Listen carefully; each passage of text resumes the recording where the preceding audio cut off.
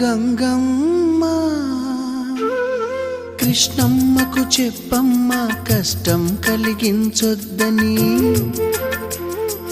యమునకు చెప్పమ్మ సాయమునకు వెనకాడొద్దని, గోదారికి కావేరికి ఏటికి సెలయేటికి కురిసేటి జడివానకి దూకే జలపాతానికి నీతో బుట్టులందరికీ చెప్పమ్మా